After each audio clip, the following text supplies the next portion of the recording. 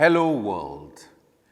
On the occasion of the convening of the One Planet Summit for Biodiversity being organized by France, the United Nations and the World Bank, it gives me great pleasure to address you on behalf of the people of Seychelles. The planet and humanity are going through challenging times with the COVID-19 pandemic. Nevertheless, we need to continue to talk and discuss our challenges and priorities as we dialogue on the future in reference to the preservation and protection of nature. It is imperative that we act together for nature. The COVID-19 pandemic has certainly reminded us about the importance of the environment in our lives and economies. For small island developing states like the Seychelles, biodiversity is the basis for the survival of our people and also a most important pillar of our economy.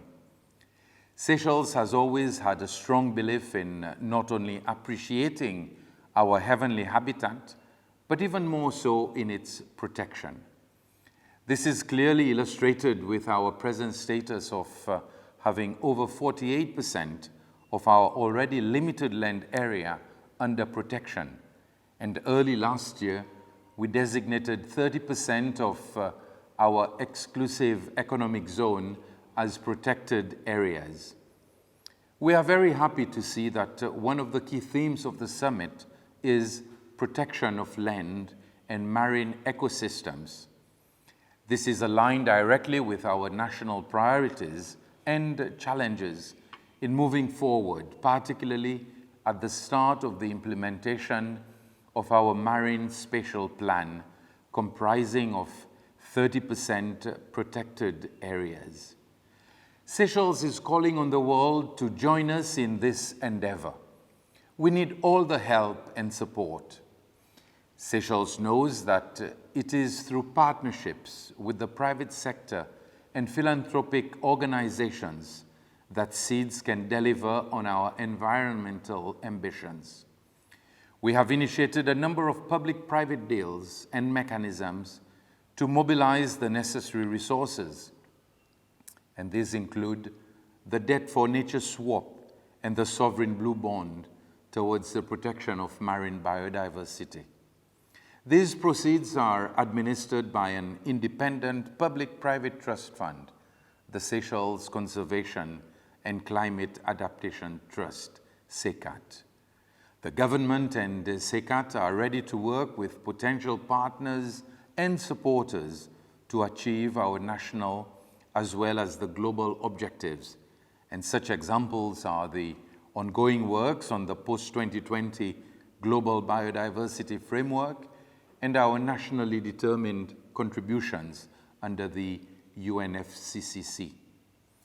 In addition to our marine areas, the protection and sustainable use of our terrestrial areas in harmony with nature are most important. This is why we will seek to explore further the potentials of agroforestry to use that landscape for the production of edible and non-edible agricultural products. In so doing, we will be meeting our obligations under the Leaders' Pledge for Nature, and in particular, to commit to moving to sustainable patterns of production and consumption and sustainable food systems that meet people's needs while remaining within planetary boundaries. To conclude, there is no doubt on the level of seriousness on the status of Mother Nature.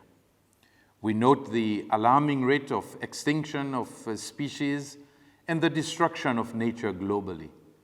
The only way we can reverse this situation is through the highest levels of commitment, through concrete, tangible, and innovative actions on the ground.